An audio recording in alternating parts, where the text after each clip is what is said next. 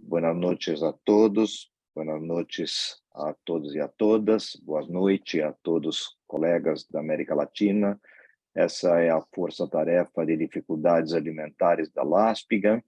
Essa é a Força-Tarefa de Dificuldades Alimentares de LASPIGAN, em seu terceiro webinar desse mês, com a coparticipação da doutora Michelle Higuera. Eu sou Mauro Fisberg, eu coordino esta Força-Tarefa, y junto está presente con nosotros el doctor José Espolidoro, que es el presidente de la LASPIGAN, y ese día es para nosotros una alegría, ya que vamos a tener dos participantes de la Fuerza Tarea, que son de Panamá, y vamos a tener dos temas muy interesantes que yo creo que van a complementar de una forma muy adecuada todos los programas que hemos tenido durante ese mes y que aún tenemos la próxima semana para culminar ese curso rápido de dificultades alimentarias con la participación de los diferentes miembros de la Fuerza Tarea.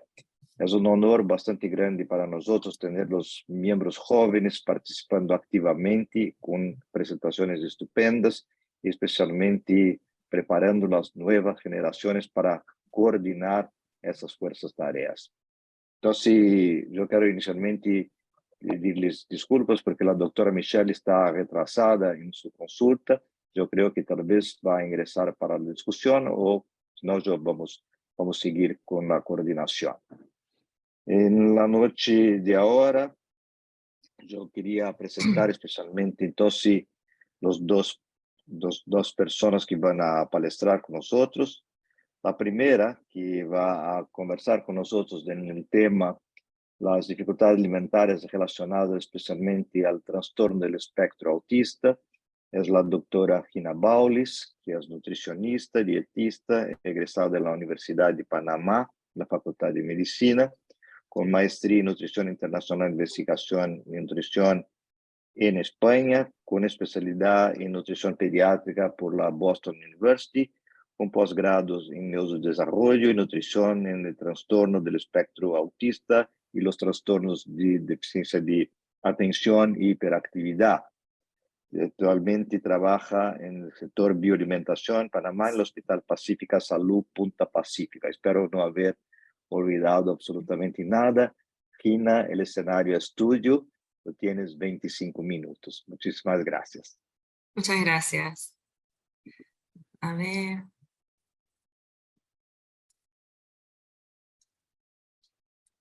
Allí se puede ver, ¿verdad?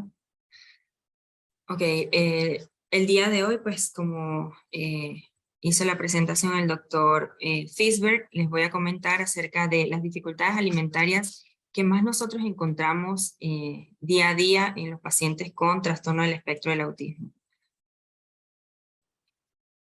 Uy. No tengo conflictos de intereses en esta presentación. Los elementos que vamos a ver el día de hoy son conceptos de autismo, trastorno del espectro autista, esa diferencia que hay en los dos conceptos que era lo que se utilizaba inicialmente y lo que estamos manejando hoy día, toda la afectación gastrointestinal, sensorial, cuando debemos referir estos casos si nos llegan por primera vez sin un esquema de la evaluación integral, que es lo que debe ser, y algunas recomendaciones. Iniciando pues para dar un paso rápidamente sobre el término de autismo, inicialmente pues desde los años 1850 se utilizaba básicamente como si fuese una esquizofrenia. Luego de esto fue cambiando hacia Leo Kanner, que fue uno de los primeros en hacer estudios de 11 de sus pacientes que tenían un síndrome de comportamiento con unas características muy particulares que tenían una alteración social y de lenguaje. Luego fue cambiando con Hans Asperger, que 4 de sus pacientes, él logró denominarlo como psicopatía autística. Ya vemos que aquí ese término iba tomando cambios. Bettelheim, por ejemplo, lo atribuía a las madres y decía que eran madres refrigerador porque las madres eran frías con los niños, era a lo que él decía, que por eso entonces sucedía que los niños tenían esta condición y estos problemas de las relaciones sociales. Ya luego Andreas Red, entonces vemos lo que era el autismo de la niña, denominado así por esta parte genética, ¿no? Que se fue descubriendo. Antes pues se decía que solamente era la parte genética, hoy sabemos que tiene factores ambientales que lo afectan. Luego, para 1981, Lorna Wynne, Judy Gold, entonces descubren lo que es el síndrome de Asperger, y luego cuando vemos todas las diferencias que hay en el DSM-1, 4 y el actual DSM-5, que es el que se utiliza para estos diagnósticos, entonces vemos que de pasar de autismo, que estaba dentro del capítulo de trastorno generalizado del desarrollo, entonces hoy día se transforma en trastorno del espectro autista, y hablando espectro porque son muchas características diferentes entre los niños y cada uno es diferente. No hay ningún niño con este diagnóstico que sea igual o similar al otro. Sabemos que es un conjunto complejo de alteraciones neurobiológicas con esa dificultad de la interacción social, comunicación, intereses restringidos o estereotipias. Sin embargo, a esto nosotros le agregamos la susceptibilidad al impacto ambiental, porque es algo que está presente y que vamos a ver un poquito más adelante.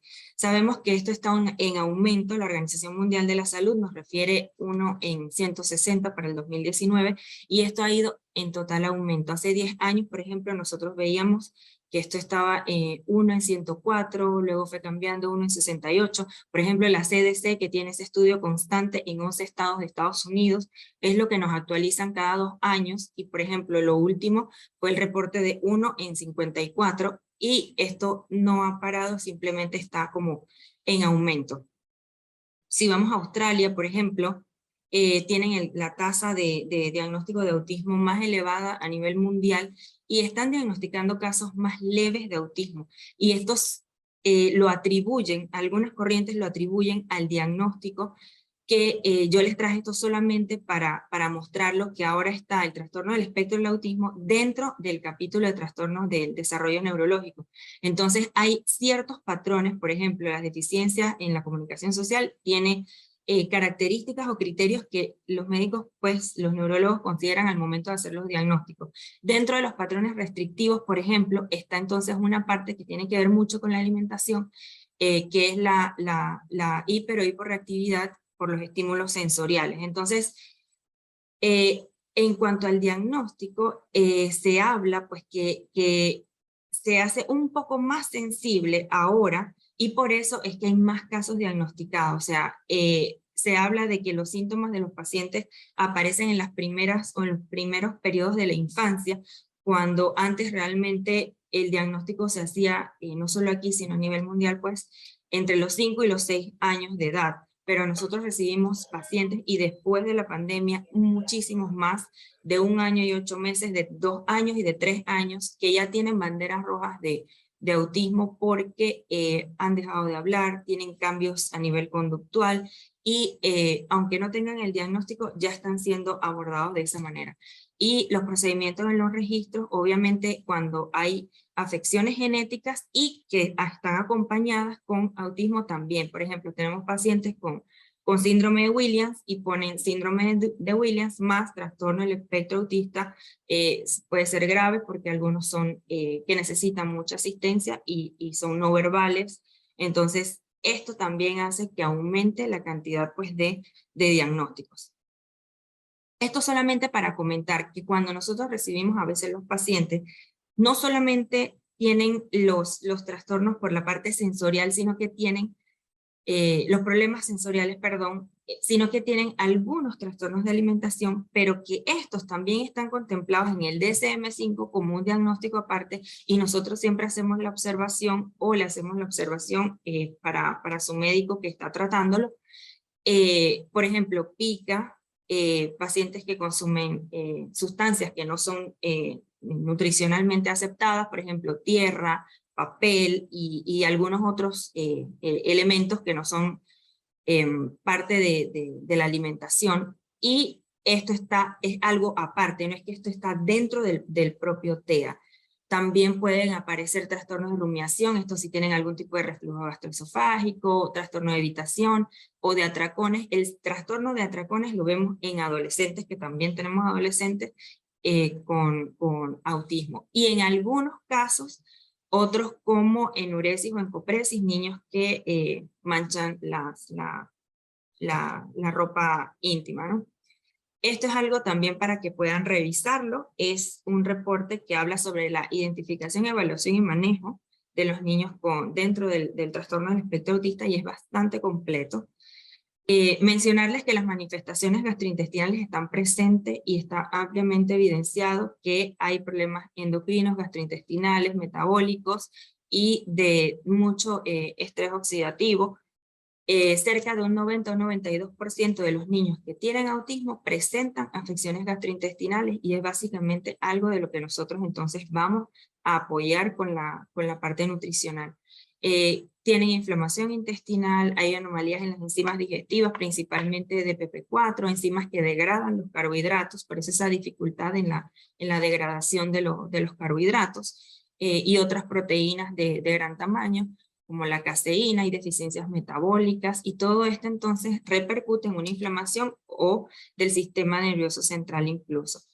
Hay dificultad a nivel pues, de toda esa inflamación intestinal que puede ocasionar en algún momento cambios a nivel de esa microbiota, y sabemos todos los problemas que hay cuando hay cambios o hay disbiosis en esa microbiota intestinal, sobre todo en la producción de los neurotransmisores, por ejemplo, dopamina, serotonina. En algunos casos pues está en exceso, y cuando está en exceso, en vez de producir tolerancia y buen humor o la disposición para el aprendizaje, entonces tenemos problemas de psicosis, gritos nocturnos, problemas entonces cuando la mamá refiere que los niños se levantan gritando a las noches, y la dificultad para dormir. También la producción de melatonina que se da a nivel del intestino disminuye, y solamente entonces vamos a tener la que se produce a nivel cerebral.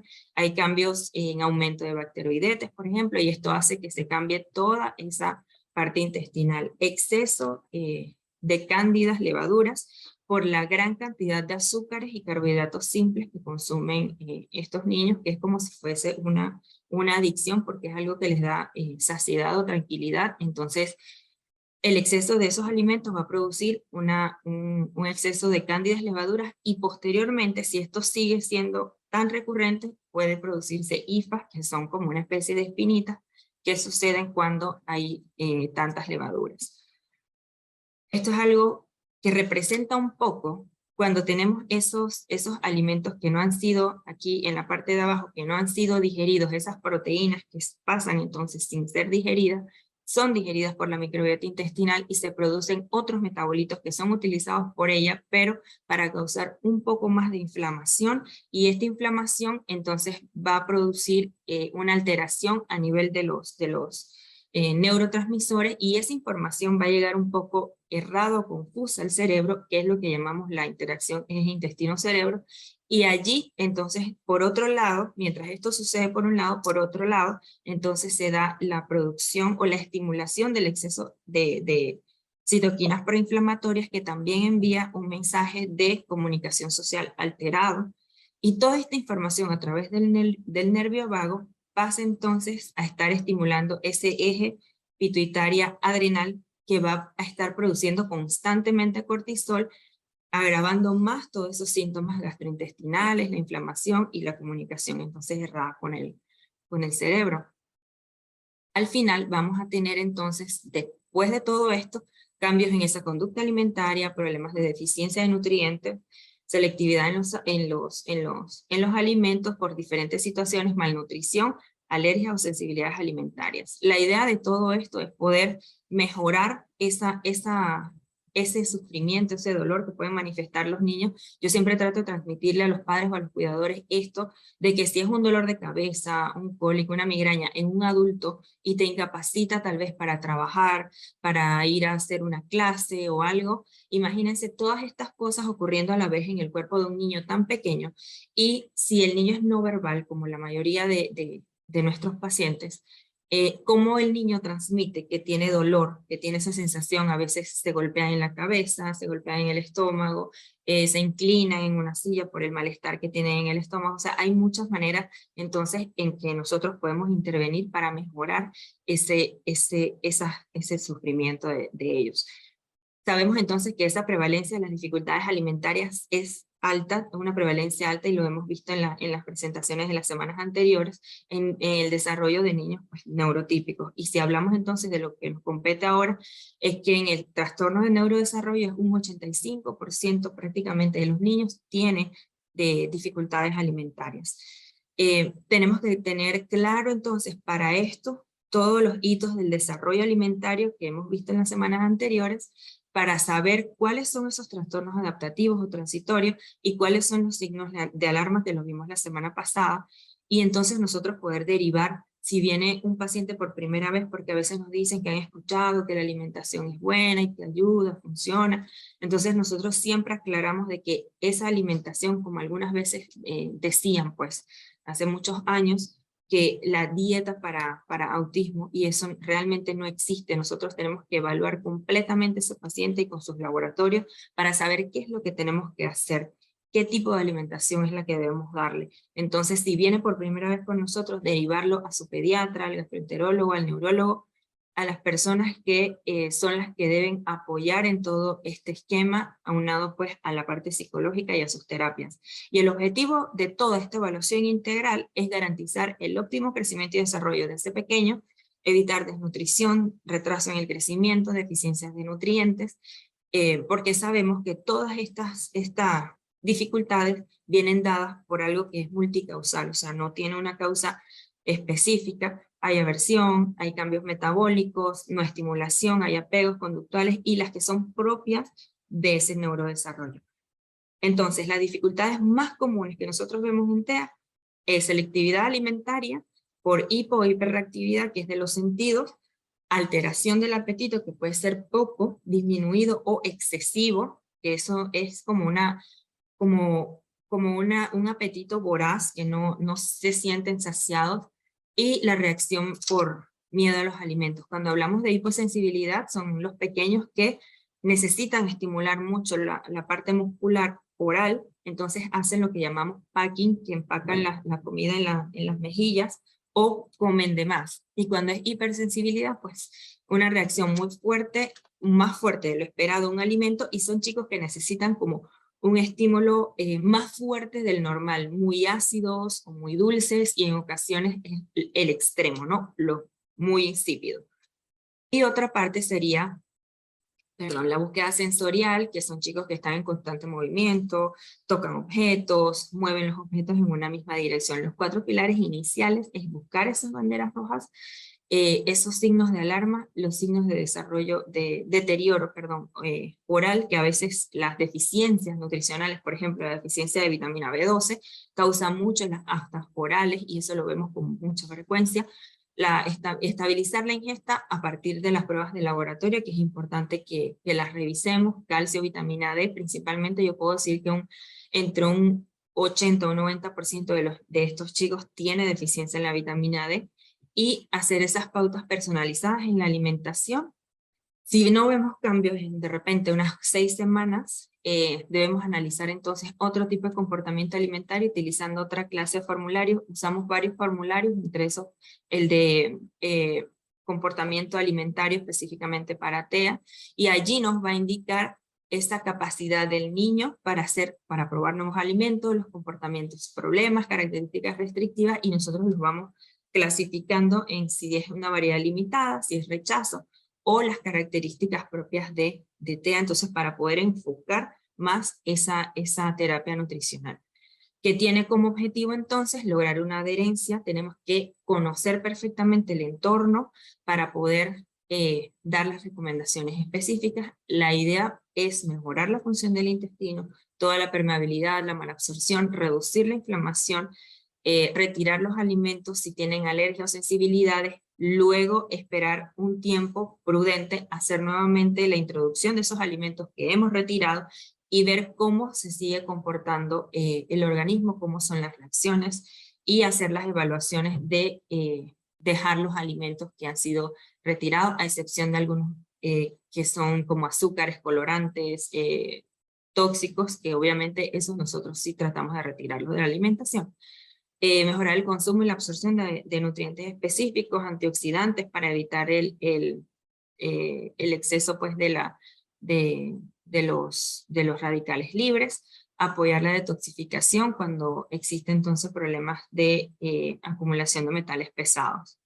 Existe evidencia sobre la nutrición guiada que tiene un desempeño positivo en la concentración, el aprendizaje y sobre todo nosotros lo vemos en el enfoque, en las horas de sueño, los problemas de constipación, de estreñimiento también mejoran con una intervención adecuada. Tratar entonces de que ellos puedan involucrarse en la preparación de los alimentos cuando se trata de texturas, permitir tocarlo, usar nutrientes específicos como el caldo de huesos, y agregar otro tipo de nutrientes a través de las texturas que son aceptadas mientras logramos con la exposición, que eso lo vimos también hace algunas semanas, la exposición nosotros la hacemos para lograr que el niño pueda integrar otros alimentos que no están siendo utilizados en ese tiempo. Mientras tanto, entonces nosotros vamos buscando las texturas que acepta con otro tipo de nutrientes. Recordar que esto es un trabajo en equipo, no se mira bajo una sola dirección, sino que es un trabajo en equipo para poder lograr que tenga efecto. Y aquí pues le presento dos de nuestros pacientes. El primero pues que es Tiago, nosotros lo recibimos con solamente una ingesta de 2 alimentos y una fórmula que utilizaba todos los días, y esto llevaba prácticamente 1 año y medio, y nosotros ya hemos logrado que él esté y con toda la alimentación familiar. Y en el otro caso de Jorge, pues él solamente aceptaba los crocantes y nosotros agregamos otros nutrientes, otros alimentos, otros tipos de carbohidratos en esa misma forma crocante, y aquí lo podemos ver, e hicimos las exposiciones repetidas, y ya él todavía sigue un poco con lo que es durito, pero ya acepta pastas, arroz, otro tipo de texturas más suaves, y consume los vegetales perfectamente luego de las exposiciones, que siempre les decimos a los padres y a los cuidadores que hay que tener mucha paciencia, pero al final sí se logra la adherencia y los cambios de la textura. Comentarles pues finalmente que las dificultades alimentarias están presentes en un gran porcentaje, y el trastorno del espectro autista no es la excepción, y van desde leves hasta muy graves. No es un diagnóstico único, nosotros debemos utilizar todos los profesionales para lograr un mejor abordaje, y referir ante una sospecha hará la diferencia en un resultado. Y la investigación y la formación constante hará que más niños pues puedan beneficiarse de estas intervenciones especializadas. Recordarles también que a los padres y a los cuidadores la manera de poder tranquilizarlos no es decir de que esa situación va a cambiar o normalizar algo que no es adecuado, sino que si la comida es un tiempo tranquilo, que no es un campo de batalla, ni es para transmitir sensaciones negativas. Y la manera como nosotros interactuamos en esos momentos va a garantizar la aceptación o el rechazo de los niños a las terapias. Y de esta manera finalizo. Muchísimas gracias.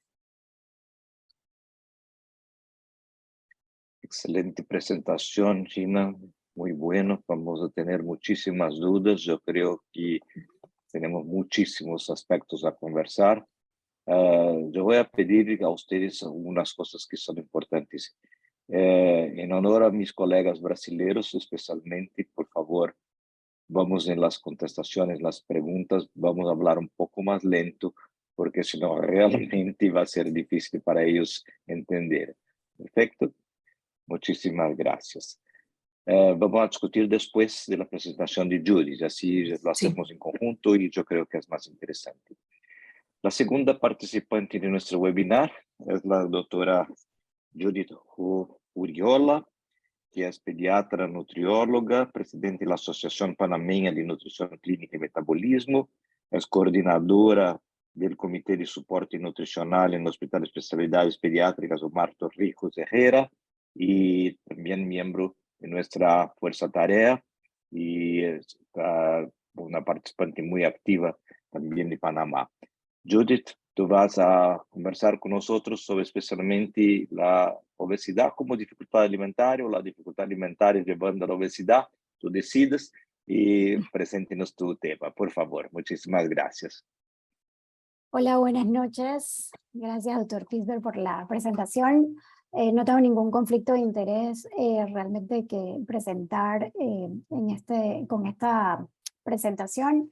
Y bueno, definitivamente un tema que en las últimas décadas ha sido de mucho interés porque representa la obesidad infantil, uno de los problemas de salud pública más graves. El alarmante aumento de la prevalencia de la obesidad en todos los grupos de edad definitivamente ha sido, digamos, impresionante. O sea, pasar en 1975 de 11 millones de niños con sobrepeso y obesidad a 124 millones de niños que hoy en día sufren de sobrepeso y obesidad entre los 5 y los 19 años. Por lo tanto, el impacto de estas prevalencias todavía representan, digamos, para la población infantil algo preocupante porque las predicciones son en que la obesidad cada vez va a ir en aumento en todos los grupos de edad. ¿Qué sabemos de las causas de la obesidad? Y probablemente esto pues lo vamos a ir discutiendo en la conferencia en los próximos minutos, y es que tiene causas complejas y definitivamente multifactoriales que no solamente desde el punto de vista genético y el origen de la obesidad y digamos los síndromes monogénicos, sino también tiene una herencia poligénica y esto asociado digamos a un ambiente que muchas veces favorece el sobrepeso y la obesidad junto a otros factores psicológicos, endocrinológicos, neurológicos y en algunas otras ocasiones también inducido por fármacos.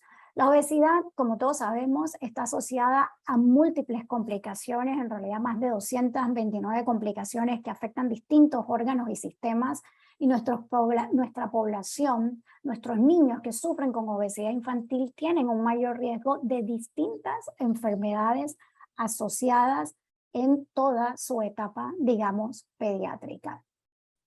¿Qué sabemos hoy en día? Que definitivamente entre más temprana sea la intervención, entre más temprano nosotros identifiquemos factores de riesgo para prevenir y tratar, digamos, el sobrepeso y la obesidad infantil, el impacto a largo plazo en la disminución de las enfermedades crónicas no transmisibles será mayor.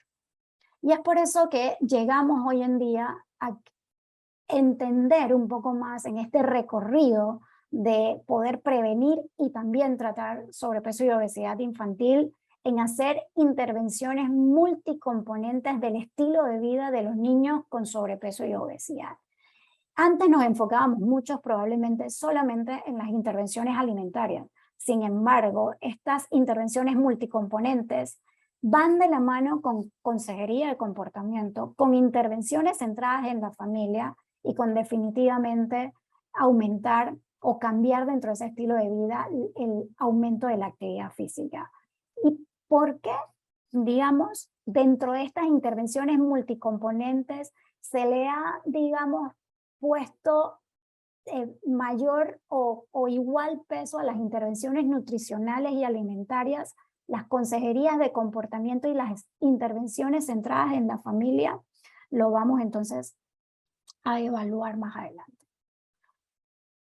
¿Cómo realmente, y es una de las preguntas que nace en esta presentación, cómo se alimentan los niños con sobrepeso y obesidad infantil? O sea, ¿es diferente realmente su conducta de alimentación? O sea, ¿presentan o no dificultades en la alimentación los niños con sobrepeso y obesidad infantil? Y pues digamos, a modo rápido podríamos pensar que no.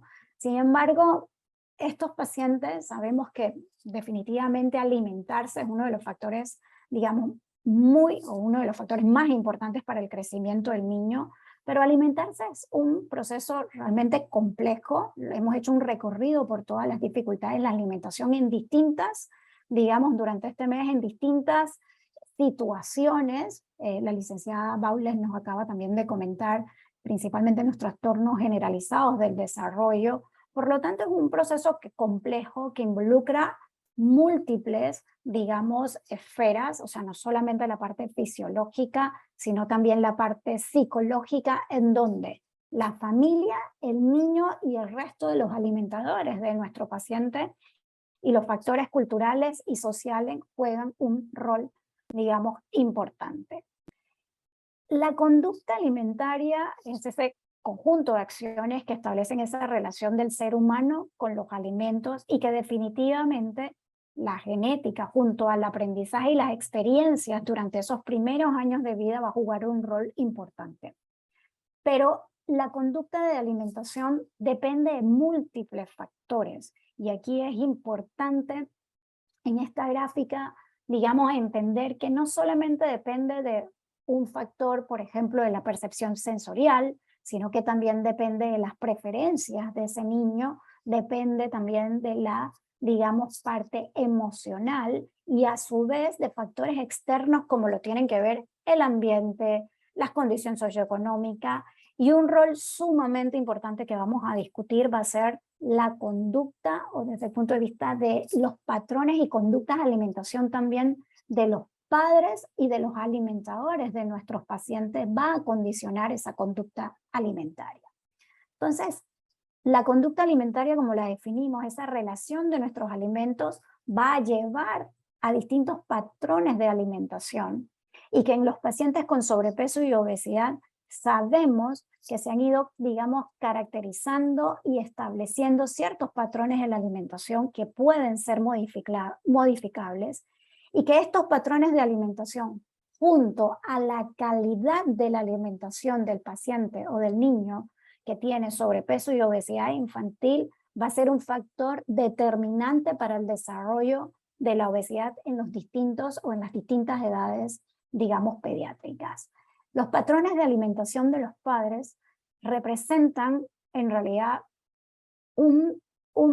digamos, un factor pilar dentro del desarrollo de estos patrones de alimentación de los niños con sobrepeso y obesidad infantil. La influencia de los padres y todo el contexto familiar durante la etapa infantil representa, como les mencionaba, un pilar para establecer ya sea conductas de riesgo, ¿no? Desde el punto de vista del desarrollo del sobrepeso y la obesidad. Dentro de la etapa infantil y el rol de los progenitores y el rol de los padres en el desarrollo de ciertas conductas y dificultades en la alimentación, entre el papá y la mamá, la madre juega un rol sumamente importante en el desarrollo muchas veces de estos patrones de alimentación y de la calidad de la alimentación. Por lo tanto, los padres se convierten en modelos para establecer estas, digamos, dinámicas y estos patrones de alimentación. Pero ¿cómo interactúa esa conducta de alimentación junto a esos patrones de alimentación con las conductas de los niños para comer? Y es importante, como les mencionaba, las conductas parentales, dependiendo del tipo de conducta parental, papás restrictivos, preocupados o con presión para comer o con mucha supervisión, van a establecer o van a llevar a estos papás a tener estrategias parentales entre el control de las porciones, exigencias, amenazas y recompensas y que van entonces a representar o a transferir en los niños a que tengan ciertas conductas o comportamientos desde el punto de vista de la alimentación que los va a llevar entonces a tener distintas dificultades en la alimentación y que vamos a poder ver nosotros a través de distintos indicadores en su estado nutricional. Las prácticas de alimentación por los padres definitivamente son un potencial, como les mencionaba, no solamente por la forma en que los padres alimentan, sino por las estrategias que pueden facilitar o dificultar el desarrollo de estos patrones de alimentación inadecuados en el paciente, digamos, con sobrepeso u obesidad infantil, y que sabemos también que existen algunas de estas conductas asociadas a obesidad, o sea, los papás que son con mucho control excesivo o que en algunas veces son muy restrictivos o que son indulgentes, van a propiciar estos patrones de alimentación. ¿Y qué pasa con el paciente en realidad que tiene una dificultad en la alimentación? Muchas veces la estrategia que utilizan los padres para poder compensar esta dificultad en la alimentación provoca precisamente el desarrollo de un sobrepeso y una obesidad infantil en un niño que inicialmente no la tenía, porque son estrategias dirigidas a un mayor consumo de lácteos, un mayor consumo de cosas dulces, fritos, jugos, bebidas azucaradas, suplementos y snacks. ¿Qué hemos ido, digamos, entendiendo desde el punto de vista de patrones de alimentación en los niños con sobrepeso y obesidad infantil. El estudio FITS realmente es un estudio en niños de 0 a 4 años, en donde precisamente quiso evaluar cómo eran los patrones de alimentación en los niños con sobrepeso y obesidad infantil en etapas tan tempranas como los menores de 5 años. Y ellos pudieron evaluar más de 3.000 niños en un estudio transversal realizado en los Estados Unidos en la época publicado en el año 2013, y pudieron entonces evaluar y establecer que los niños con sobrepeso y obesidad infantil menores de 5 años tenían ciertos patrones en donde tenían una mayor ingesta de energía promedio en todas las edades evaluadas, que los pequeños o los lactantes menores, digamos de 12 meses, entre los 9 y los 12 meses, el 45% de ellos presentaba un consumo de alimentos azucarados y bebidas realmente azucaradas con una correlación, digamos, positiva, y que este consumo excesivo de bebidas azucaradas y de alimentos azucarados se mantenía constante durante realmente los primeros 3 años de vida, ¿no? Logrando tener como un exceso, digamos, de la ingesta calórica total en más de un 12%, que eran niños que se inclinaban a un alto consumo en todos los grupos de edad hasta los 5 años, un consumo alto de cereales, y que esto se introducía de forma muy temprana en estos niños que tenían sobrepeso y obesidad infantil, que son niños en realidad, o que eran, perdón, que eran niños en realidad en el estudio, que también empezaban a consumir de forma muy temprana, ya por distintas razones, bebidas azucaradas, alimentos altamente energéticos, y que esto se mantenía también en el tiempo, a lo largo del tiempo, y que representaba definitivamente un factor preponderante en el riesgo y en la presencia de obesidad infantil. Y que cuando se evaluaba la calidad, ¿no?, y estos patrones de alimentación digamos, por grupos de alimentos durante los 4 años de vida, veíamos que a medida que el niño crecía, ¿no?, en edad, era un niño que consumía menor cantidad de frutas, menor cantidad de vegetales, con una mayor proporción, digamos, de cereales, de dulces y de grasas también. Donde el consumo de vegetales le pasaba exactamente lo contrario. Eran niños que empezaban, o son niños que empezaban durante la lactación con un adecuado consumo de frutas y vegetales, pero a medida que avanzaba la edad había una disminución entonces en el consumo de los vegetales. Entonces, hablamos de patrones de alimentación, pero estos patrones de alimentación, ¿cómo están condicionados también por ciertas conductas de alimentación? Y dentro de poder explicar esas conductas de alimentación, esas dificultades de la alimentación asociadas a sobrepeso y obesidad, es importante porque existen resultados contradictorios de la presencia o de la asociación de estas dificultades de la alimentación con un estatus o un peso corporal. Y ya desde el año 2012, uno de los estudios que realmente, digamos, lanzó o publicó, ciertos, digamos, datos importantes, pudiendo asociar cuáles eran estas dificultades en la alimentación o estas ciertas conductas que llevaban a patrones de alimentación no saludables en los niños con sobrepeso y obesidad. Fue publicado en el año 2012 por Finisterra, en donde evaluaron preescolares entre los 2 y los 6 años, ¿no? 127 de ellos, en donde comparaban, o sea, tenían en el estudio niños normopesos versus obesos. Y ellos pudieron evaluar a través de distintos cuestionarios para evaluar conductas de alimentación, que los niños con sobrepeso y obesidad eran niños más neofóbicos y eran niños, digamos, más picky eaters en comparación, digamos, con los normopesos.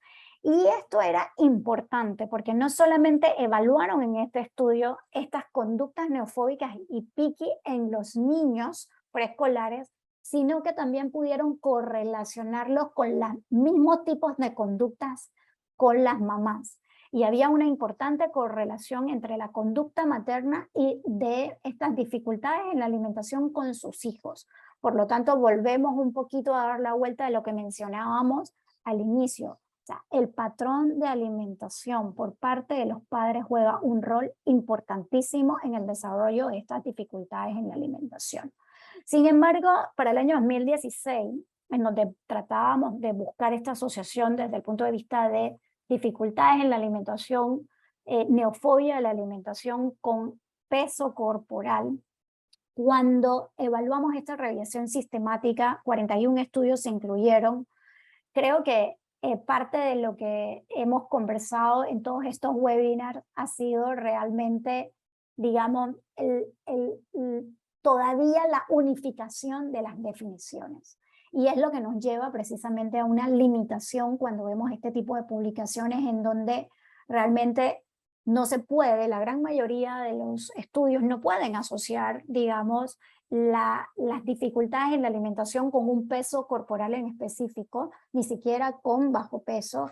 Y cuando hablamos de sobrepeso, en realidad solamente 2 estudios de los, digamos, presentados en esta revisión sistemáticas asociaban, digamos, algún tipo de neofobia o dificultad en la alimentación con sobrepeso. Uno es el del 2012 que vimos anteriormente de Finisterra, y el otro es este estudio publicado en el 2014, en donde estaban evaluando precisamente otro cuestionario psicométrico para ver dificultades en la alimentación en niños escolares, normopeso, sobrepeso y obesos.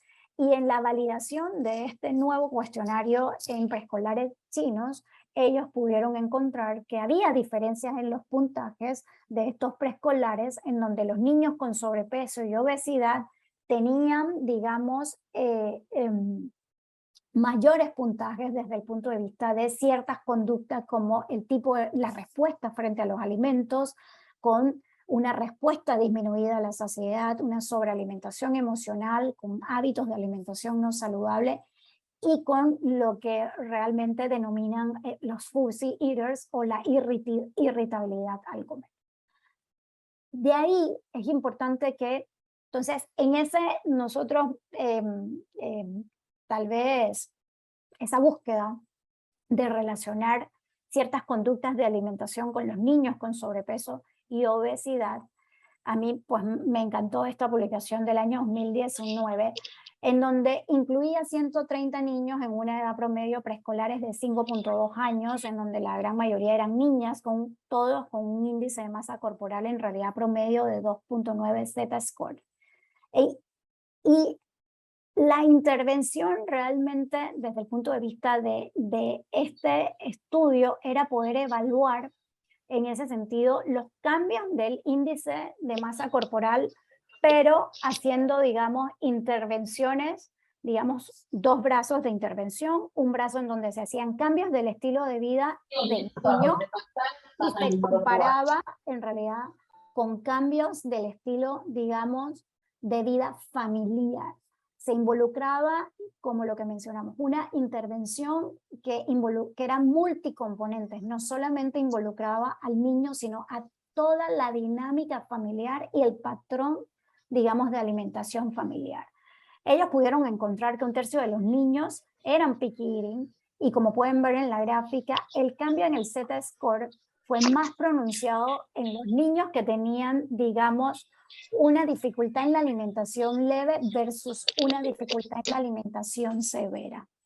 Entonces, el objetivo principal no era, en realidad, cambiar los hábitos de alimentación desde el punto de vista o evaluar estas dificultades en la alimentación, pero cuando las identificaron en 1/3 de la población estudiada, pudieron ver que a pesar de que la prevalencia de los niños con dificultad en la alimentación, en obesidad, no es alta, es importante que a la hora de las intervenciones en el tratamiento del sobrepeso y la obesidad, poder identificar estas dificultades en la alimentación y evaluar el grado de dificultad en la alimentación en los niños con sobrepeso infantil podría afectar precisamente los resultados en el tratamiento, como precisamente, digamos, ellos lo pudieron ver en sus estudios, que los niños que tenían menor, digamos, selectividad, el impacto en el cambio en su índice de masa corporal, en su Z-score, había sido mayor en comparación a los que realmente tenían, digamos, una selectividad mayor. ¿Cómo se asocian, digamos, estos patrones de alimentación o estas dificultades en la alimentación en los pacientes con obesidad? Y es lo que realmente, más que buscar que haya una alta prevalencia de las dificultades en la alimentación en los pacientes con sobrepeso y obesidad, es poder, digamos, encontrarlas para poder hacer intervenciones y que junto al tratamiento nutricional tengan un impacto. Sabemos que los patrones de alimentación no saludable en los niños con sobrepeso y obesidad son, digamos, patrones de alimentación, digamos, persistentes en estos pacientes, como les mencioné, causado por distintas, digamos, causas de forma multifactorial. Estos niños con estos patrones de alimentación, digamos, no saludables, mayor consumo de pizza, mayor consumo de cosas azucaradas, de jugos, de bebidas azucaradas, de dulces, se asocian en particular a una mayor irritabilidad, digamos, para comer y a un mayor deseo a beber en estos pacientes. Estas son dentro de las escalas, digamos, ciertos indicadores precisamente de algunas dificultades en la alimentación en los pacientes con sobrepeso. Por lo tanto, ellos concluyen que abordar estas dificultades en la alimentación con patrones de alimentación no saludables son claves, como les mencionaba en el estudio anterior, para lograr cambios positivos en el tratamiento de la obesidad infantil.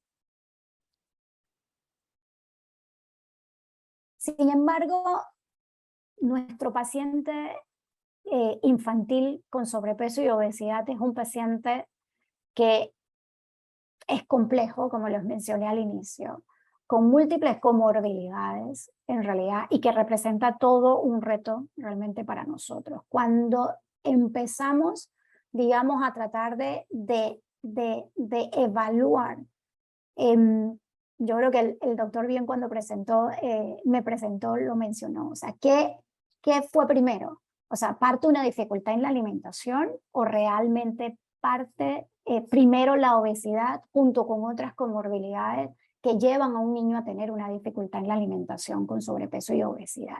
Y este estudio creo que lo resume bastante bien. 104 niños con una edad promedio de 12 años, un Z-score arriba de 3.5, en donde estos niños con obesidad tenían, digamos, en el 41.6% alguna dificultad en la alimentación, pero la gran mayoría de estos pacientes tenía una comorbilidad asociada. Llámese ansiedad, llámese trastorno generalizado del desarrollo, que muy bien Gina nos conversó en la charla anterior, tenían, digamos, algún trastorno del déficit de atención y depresión. Entonces, estas comorbilidades asociadas a nuestro paciente con obesidad, que sabemos que son comorbilidades que encontramos frecuentemente en nuestros pacientes, en cierta forma gatillaban o aumentaban, de hecho, el riesgo de tener una dificultad en la alimentación. Principalmente, tener un niño con obesidad infantil y que a su vez tuviera también ansiedad, esto aumentaba 4 veces el riesgo de que presentara una dificultad en la alimentación. Por lo tanto, hemos visto aspectos sumamente, digamos, relevantes desde el punto de vista de los patrones de alimentación en los niños con sobrepeso y obesidad, del rol que juegan los padres precisamente, no solamente desde el punto de vista del estilo parental de alimentar, sino también de las intervenciones que hacen los papás para poder, ya sea manejar esa dificultad en la alimentación en muchos de los niños, sino que a su vez las otras comorbilidades asociadas a considerar para desarrollar una dificultad en la alimentación en los pacientes con sobrepeso y obesidad, Y no olvidarnos del rol que juegan también dentro de estas dificultades en la alimentación, en los comportamientos relacionados a la alimentación en los niños con sobrepeso y obesidad, ¿ya? En base también a la genética. Este es un estudio que precisamente en donde evaluamos en algunos pacientes, digamos, escolares chilenos, y cómo era la conducta de alimentación, ¿no? Evaluado con el cuestionario de precisamente de comportamientos dentro de la alimentación en la etapa infantil, y podemos ver que todas las escalas desde el punto de vista que en donde se asocian a proingesta eran mayores en los pacientes que tenían sobrepeso y en los pacientes que tenían obesidad en comparación a los normopesos. Pero hay un condicionante sumamente importante muchas veces para todas estas, digamos, escalas que se asocian a algunas dificultades y algunas conductas de alimentación asociadas a sobrepeso y a obesidad, y que tiene que ver con la genética, ¿no? Algunos polimorfismos genéticos han sido también entonces asociados precisamente a ciertos comportamientos y a ciertas, digamos, conductas como lo son la baja respuesta a la ansiedad cuando comparamos niños con obesidad y con ciertos polimorfismos asociados a sobrepeso y obesidad, a la exigencia frente a los alimentos y a la respuesta que tienen, de hecho, frente a los alimentos. Y esto sucede tanto en las niñas como en los niños que tienen sobrepeso y obesidad infantil, y digamos la asociación de algunos de estos polimorfismos genéticos. En realidad, mensajes para la casa: definitivamente la prevalencia de la obesidad y sus comorbilidades va en aumento. Representa el paciente, nuestro paciente sigue representando, nuestro paciente con sobrepeso y obesidad, un reto para todo el equipo multidisciplinario que realmente tiene que manejarlo, porque no solamente, de hecho, todas las asociadas, sino también, digamos, el manejo, ¿no? Que tiene que estar enfocado en distintos componentes desde el punto de vista de comportamiento, porque sabemos que tienen, digamos, ciertos comportamientos, patrones de alimentación, enfermedades, digamos, asociadas que pueden precisamente alterar ciertas, digamos, esferas desde el punto de vista de su alimentación, y ese enfoque multicomponente que hoy en día en el cual se basa la intervención, digamos, nutricional para prevenirla, que identificar de forma temprana los patrones de alimentación no saludables en los niños junto a los patrones de alimentación de los padres va a contribuir definitivamente a prevenir y también a hacer un abordaje precoz en el tratamiento del sobrepeso y la obesidad infantil, y que yo diría que parte del rol más importante en el desarrollo de estos patrones junto a conductas de alimentación no adecuadas, dificultades en la alimentación, el niño con sobrepeso y obesidad infantil, lo tienen realmente el rol que ejercen los papás dentro de la alimentación de los niños durante los primeros años de vida. Muchas gracias. Muy buena presentación, Judith, excelente. Nosotros tenemos muchísimo honor de estar con ustedes, realmente dos presentaciones estupendas y realmente que nos ha dejado muy orgullosos de todo el trabajo de todo el grupo, especialmente nos falta un webinar que yo creo que también va a ser extremadamente interesante, pero realmente muy buena calidad de las presentaciones, y yo creo que ha generado un número gigantesco de preguntas, y especialmente yo creo que vamos a poder discutir algunas cosas generales y algunas cosas que son de contacto entre las dos presentaciones. Entonces, muchísimos de los conceptos que utilizamos para los niños con dificultad alimentaria, con exceso de peso, también son interesantes para ser adecuados para los niños con diferentes trastornos del comportamiento, y es imposible trabajar de una forma aislada estas cosas. Y es por eso que nosotros siempre discutimos que es un espectro múltiple y que es un espectro que hace vueltas, porque realmente todo hace contacto uno con otro. Por ejemplo, entonces salimos de la desnutrición, vamos hasta la obesidad, pero en el medio del camino las cosas se tocan. Por ejemplo, que entonces los niños obesos tienen algún tipo de desnutrición o tienen alguna forma de malnutrición. Entonces, eso es muy interesante y yo creo que vamos a empezar con algunas preguntas.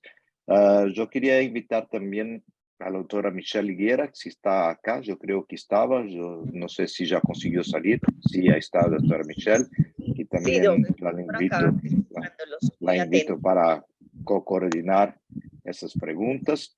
Y tenemos bastantes preguntas de la audiencia y yo creo que podemos empezar con Gina. Y yo he anotado muchísimas cosas acá y realmente yo quería empezar por una cuestión bastante importante. En los últimos años se discute muchísimo, por ejemplo, el diagnóstico de los individuos que tienen TEA de alto desempeño, especialmente los que se llamaban Asperger. Quería que tú me comentara un poco por qué no se utiliza más o por qué se utiliza aún el término síndrome de Asperger. Y eso es una cosa que hemos discutido muchísimo, tal vez por cuestiones políticas, pero es interesante que tal vez es una cosa que se pueda tocar acá. Sí, todavía en algunos diagnósticos nosotros lo vemos, sobre todo ya cuando, por ejemplo, adolescentes que venían desde hace muchos años ya con ese diagnóstico. Entonces, hoy día, por los cambios con el DSM-5 y que era lo que hablábamos, engloba un poco más de lo que antes estaban aislados. Ahora dentro del espectro, entonces pasa todo esto que era por separado. Y sí le ponen como de alta funcionalidad porque a veces pues se comunican, tienen ciertas dificultades, sí se pueden conectar, sí pueden tener la mirada y los cambios no son tan perceptibles, pero sí tienen el diagnóstico y sí tienen la dificultad de desarrollo. Entonces, todo esto viene es a raíz de las definiciones y de los criterios de diagnóstico, o sea, que está englobado dentro del espectro. Por eso entonces se colocó ese término. Pero todavía vemos esos diagnósticos, sí los vemos, como Asperger todavía se ven. Yo creo que no tanto el diagnóstico, pero la nomenclatura de síndrome de Eso, Asperger. Yo creo que eso así. es más, que eso se discute por las condiciones políticas del investigador que estaba relacionado con su pasado no tan adecuado. Correcto. Entonces, eso es interesante. Una pregunta que yo creo que sirve para las dos. Muchas de las preguntas están relacionadas a los marcadores genéticos. ¿Cuál es la ventaja, las posibilidades de utilización de marcadores genéticos, tanto para TEA como para obesidad? ¿Tiene ventaja, tiene desventaja? ¿Son indicadores diagnósticos? ¿Son importantes para la clínica o son una cosa mucho más comercial? Judith va primero. Ok. Sí, sí, Listo. Yo creo que es importante cuando, por lo menos desde el punto de vista de obesidad, buscamos las causas. O sea, sabemos que el 95% de las causas de la obesidad infantil son multifactoriales y de origen poligénico. Solamente el 5% en realidad de las causas de obesidad son de forma sindrómica, en donde hay una afectación monogénica, ¿ya? Entonces, son niños que tienen generalmente la obesidad como parte, digamos, de un síndrome junto con otras, digamos, son niños que tienen realmente un retraso muchas veces del desarrollo, con una obesidad marcada desde lactante. O sea, estas obesidades empiezan, o sea, el niño en los primeros meses empieza a tener un aumento de peso, digamos, importante, como les mencionaba, con retraso del desarrollo, con muchas veces hipogonadismo. O sea, hay como muchas otras alteraciones que te hacen sospechar en la clínica que realmente este paciente tiene ese 5%, o sea, esa causa de obesidad es una causa de una mutación monogénica en donde, por ejemplo, una mutación del receptor de leptina, en donde se va a favorecer definitivamente un tratamiento temprano, ¿no? Pero, o por lo menos un paciente con Prader-Willi, etcétera, pero tienen otras características clínicas en particular que forman parte como de un síndrome en particular, ¿no? Y ahí entonces sí definitivamente nos vamos a a ver favorecidos de poder hacer un diagnóstico genético. Pero en el resto del 95% de las causas, en realidad cuando es poligénica, evaluar si el paciente tiene o no un polimorfismo genético no va a cambiar, o sea, porque el ambiente es importante. O sea, yo puedo tener una herencia de un gen, por ejemplo, en el que presentamos del receptor de melanocortina, pero si yo me expongo a un ambiente, digamos, no tengo ninguna herencia de este gen, y me expongo a un ambiente alto en azúcares, alto en carbohidratos, definitivamente igual voy a desarrollar sobrepeso y obesidad. Entonces, cuando no sospechamos de algo sindrómico, realmente el hacer estos estudios genéticos no va a tener, digamos, ninguna relevancia en la clínica, porque el desenlace o el tratamiento va a ser igual. Gina, ¿tú crees que TEA tiene importancia? En el caso de TEA, muy poco nosotros vemos análisis genéticos. De hecho, yo he tenido pacientes que son gemelos. Uno tiene un diagnóstico de Asperger, tiene 12 años, diagnóstico de Asperger, y el otro tiene un diagnóstico de un TEA grado 2. Y en otros casos he tenido hermanos o 3, y 2 de ellos han desarrollado autismo, el otro no, o la niña no, y otros que son hermanos y viniendo de la misma familia, pues solamente uno lo desarrolla y otro no. Entonces, dentro de se considera o se hacen las preguntas del factor genético. Sin embargo, la parte ambiental, por ser de igual manera multicausal, no solamente tiene presente esos genes para manifestarse, sino que hay mucho de la parte también ambiental en ese caso. Una otra condición que yo creo que también es bastante sencilla para los dos problemas simultáneamente son las dietas de exclusión. Hay muchísimas preguntas en relación a dieta de exclusión, en relación a gluten, azúcar, y especialmente para los niños con TEA. Yo creo que muchísimos de los padres nos buscan para que exista alguna, casi siempre ya viene con alguna opinión de que han leído alguna cosa en relación a una dieta con vitamina o con restricción de azúcar, restricción de gluten y algunas características especiales. Y eso sirve también para los obesos, porque la primera cosa que la mayor parte de los profesionales utilizan son dietas de restricción para un niño que muchas veces ya come apenas aquello. Entonces yo quería que empiece tú, Gina, y después vamos a Judith. Sí, realmente cuando los padres vienen, a veces traen un libro en su mente, tienen mucha información, han leído, se han documentado, hacen referencias. Entonces, más que ir inmediatamente a retirar un gluten, retirar una caseína, retirar eso, pues nosotros tenemos que ver qué es lo que realmente está ocurriendo. Si hay ese grado de inflamación, pues de bajo grado, si hay permeabilidad, si hay deficiencia de nutrientes.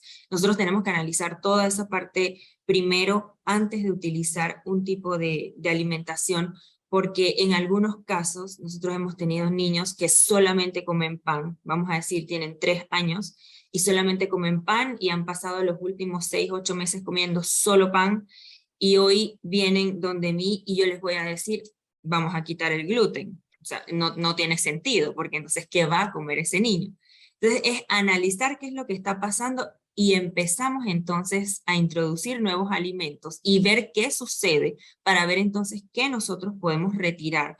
Definitivamente que hay alimentos que son proinflamatorios y es esa mezcla, tal vez, en cuanto al gluten, es esa mezcla de esa gliadina y glutenina y todo eso, pero eso no aplica para todos. Lo mismo que la caseína, o sea, es algo tan individual que nosotros tenemos que analizar primero lo que sucede para entonces saber en qué momento nosotros podemos retirar y en qué momento empezamos a reintroducir algunos alimentos con otro tipo tal vez de carbohidratos, o si es gluten, buscar cuáles son los que no tienen ese volumen, de repente las tortillas que son más delgaditas, no ese pan que está lleno de mucha masa o con mucho volumen. O sea, buscar las estrategias según el ambiente y la alimentación en esa familia, porque a veces también los recursos que tiene esa familia no son aptos para ir a buscar otro tipo de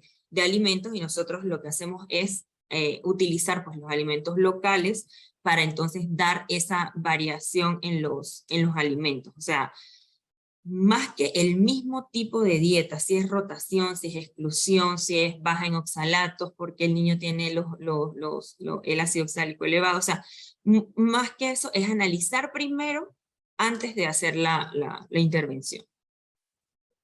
Bien, Gina. Y Judith, ¿y cómo tú haces restricción, por ejemplo, de azúcares dulces en un paciente que es obeso o que tiene sobrepeso, pero tiene una gigantesca dificultad alimentaria?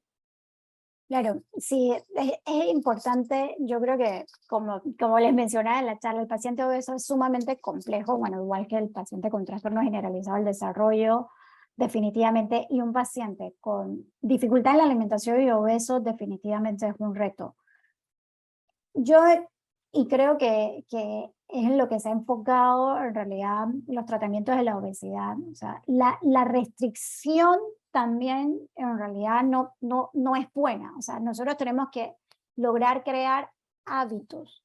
Y realmente qué es lo que trabajamos con los niños. O sea, a ver, date cuenta o en poder entender cuáles son los hábitos que hay que mejorar, porque hacer restricciones, sí, probablemente yo pueda hacer restricciones por un mes, 2 meses, pero eso no me va a cambiar el hábito. Y el hábito, si nosotros logramos que el niño entienda que tiene una dificultad en la alimentación, que se tiene que alimentar mejor, que tiene que comer más proteína, que no puede comer tantos azúcares, que tiene que comer vegetales y frutas. O sea, si él entiende eso, muchas veces el peso pasa a ser un objetivo secundario, porque para mí el cambiar el hábito va a ser el objetivo primario, porque yo sé que eso me va a perdurar en el tiempo. Restringir al niño de que no se puede comer un dulce más nunca o que no puede hacer esto, realmente es temporal. O sea, son cambios como muy vacíos. Pero si logramos cambiar realmente esa dificultad en la alimentación y poder que entienda que hay que comer mejor, va a permanecer en el tiempo. Entonces, más que restricciones, yo creo que es poder que se tomen mejores decisiones. O sea, si te vas a comer esto y esto, y estás acostumbrado a comer esto con mucho azúcar, ¿por qué no vamos cambiando a esto que tiene menos azúcar y que tal vez sabe igual de rico? Y ahí yo creo que sí, tratamos de evitar restricciones, sino poder buscar un equilibrio, en realidad. Muy bien, yo quería hacer un comentario respecto a, por ejemplo, la dieta de exclusión al gluten o esta parte.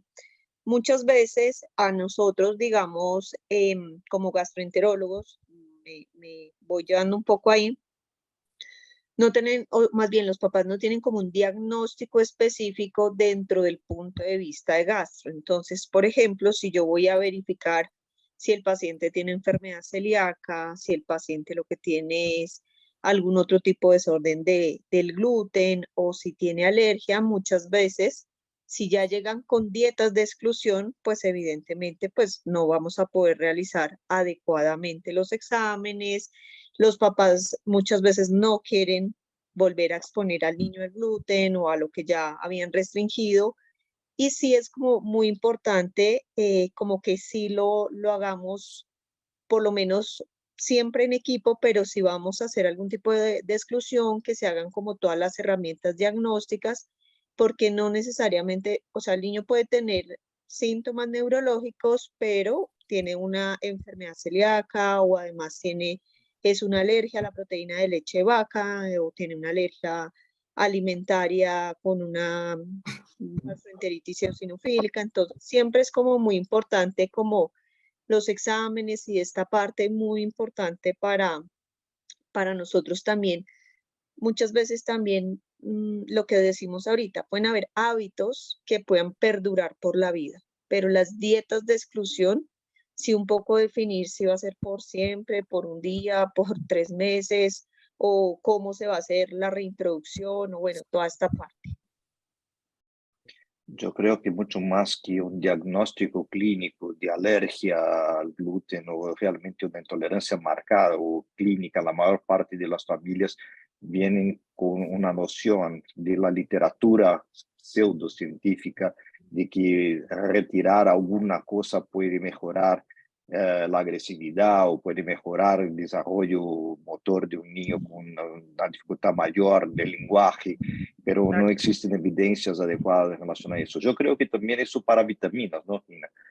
Gina, yo creo que, por ejemplo, en los años 70, pero especialmente 80, se trabajaba mucho con dietas con suplementación vitamínica intensiva para los niños que tenían un TEA. A mí me ha tocado recibir niños que vienen a veces hasta con 12 suplementos o más. Y yo tengo que anotar todo y hacer una revisión y sin caer en decirles, obviamente, que está mal, hay que empezar a reestructurar, hay que empezar a sacar, hay que priorizar. No se puede dar un suplemento si no tenemos un respaldo, una prueba, porque estás dando suplementos de más. O sea, nosotros solamente si a través de los alimentos pues no logramos la cantidad de vitamina D, que sí en la mayoría salen deficientes de vitamina D, en algunos ferritino, hierro, si no se logra con la alimentación, entonces con el médico tratante, con el pediatra, se conversa esa parte. Pero sí nos ha tocado recibir cantidad de suplementos, yo diría, de una manera indiscriminada, o sea, porque no se justifica tanto, buscando, por ejemplo, mejorar una metilación con muchos suplementos, o sea, es muy riesgoso. Es muy riesgoso y pues quienes realizan eso deberían entonces como supervisar mucho esa parte, porque es una filtración constante. Todo ese metabolismo de todos esos suplementos también lo realiza ese mismo cuerpo pequeño que estamos tratando de ayudar. Gina, antes de pasar la palabra a Judith, yo quería que tú comentaras especialmente un poco más que hay algunas personas que no están todavía satisfechos, quieren saber si realmente el gluten empeora o no el desarrollo del autista.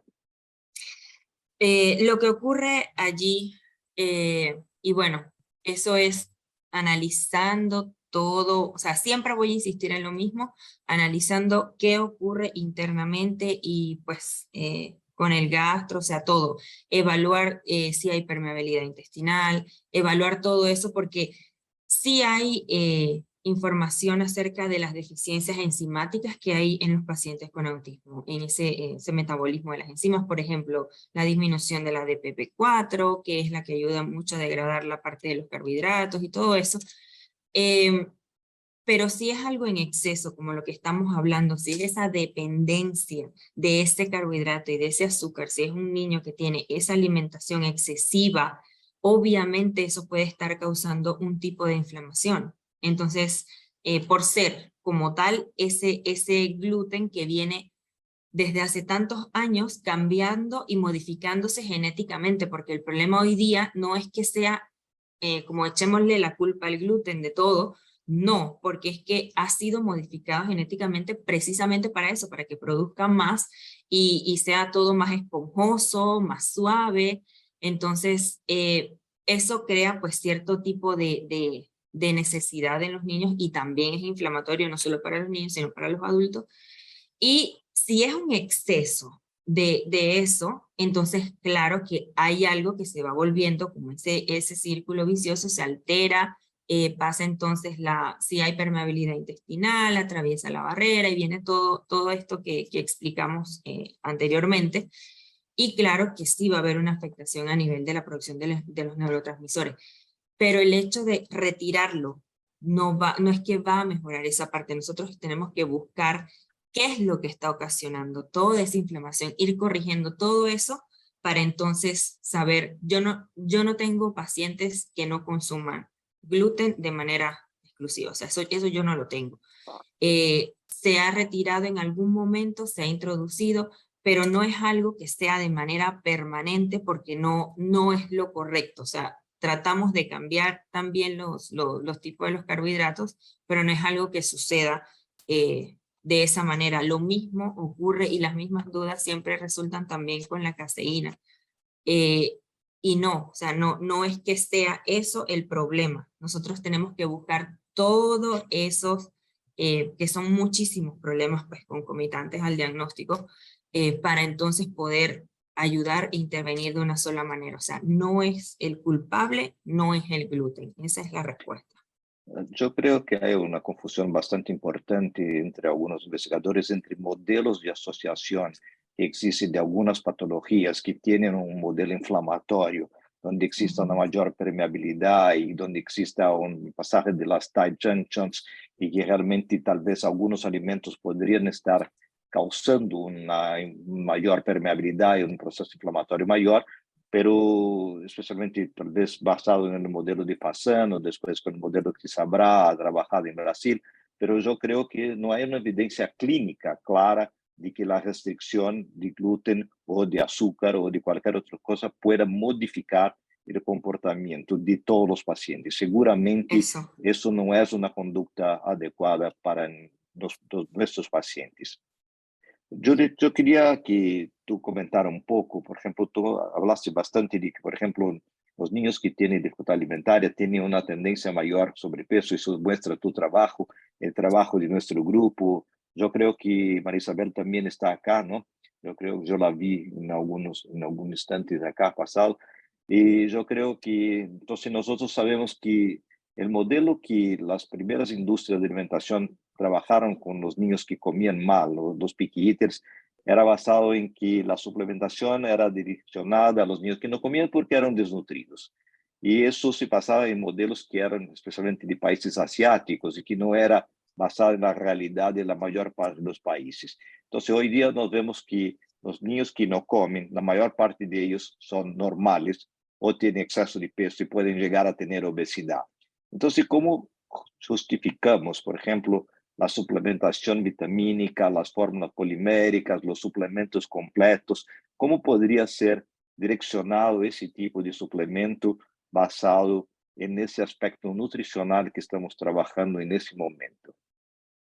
Claro, yo creo que es sumamente importante, pues como bien Gina también lo ha mencionado, o sea, la historia clínica, nuestro examen físico, o sea, junto con una adecuada evaluación nutricional, haciendo una encuesta nutricional, o sea, qué es lo que come el niño, cuáles son precisamente esos laboratorios en los cuales nosotros nos vamos a apoyar. O sea, si yo tengo un niño que tiene sobrepeso y obesidad y solo come carbohidratos, definitivamente yo me tengo que apoyar buscando si hay una deficiencia de hierro, si realmente hay exceso de colesterol. O sea, se van entrelazando muchas de estas, o sea, por eso, digamos, malnutriciones, y por eso el sobrepeso y la obesidad también se reconoce hoy como una malnutrición. O sea, porque antes el concepto, y a mí me pasa lo contrario que a Gina, los papás llegan sin, dicen, no, pero si él está gordito, o sea, él está él está súper nutrido. O sea,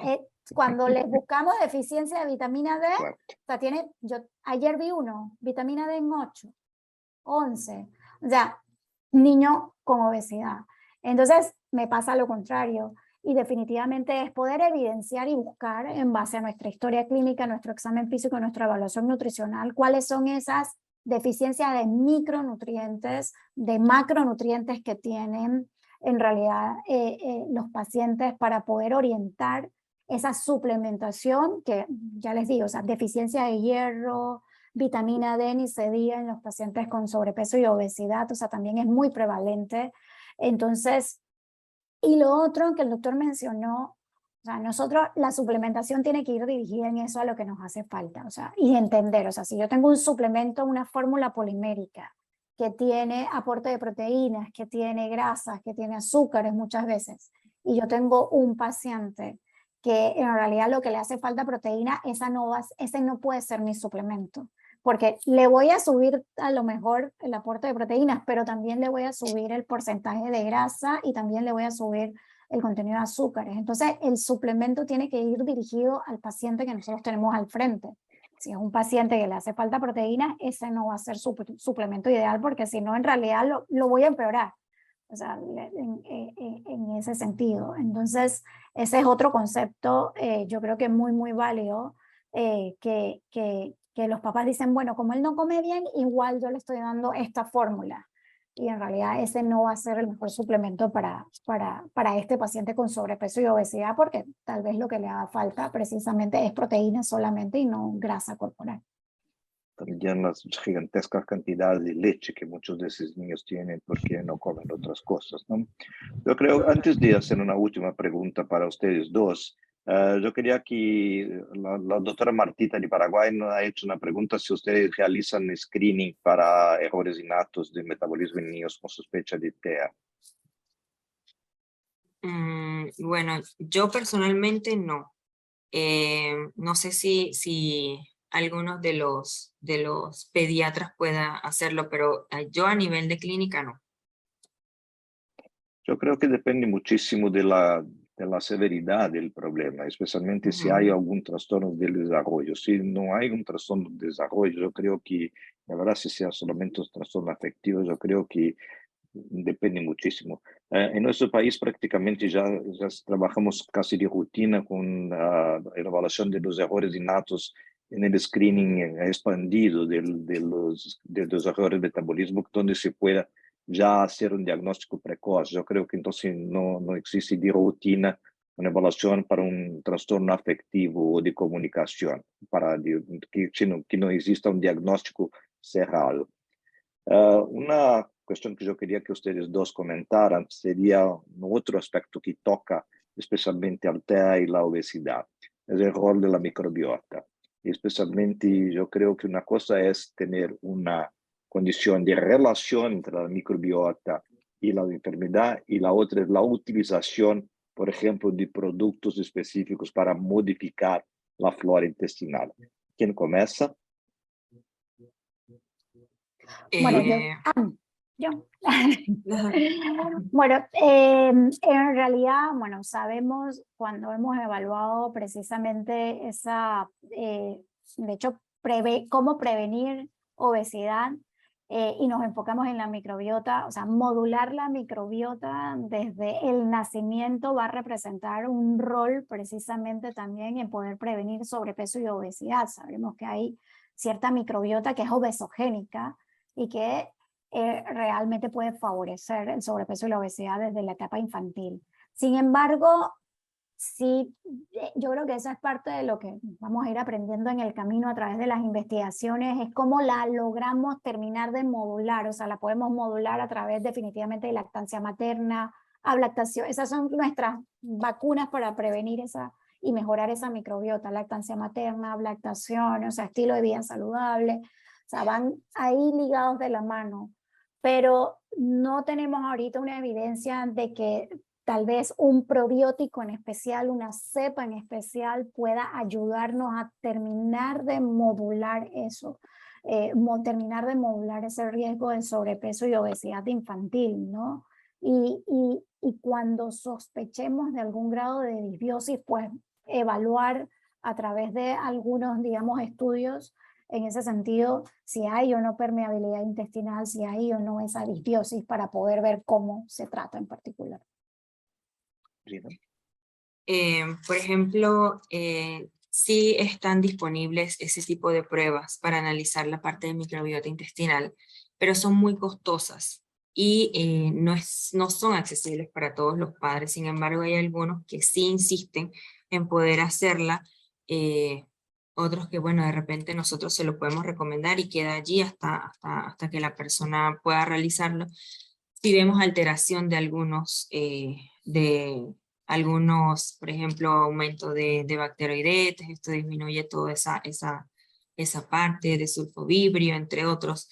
Y entonces ahí sí vemos una manera un poco más específica de trabajar. Sin embargo, eso no sucede con todos.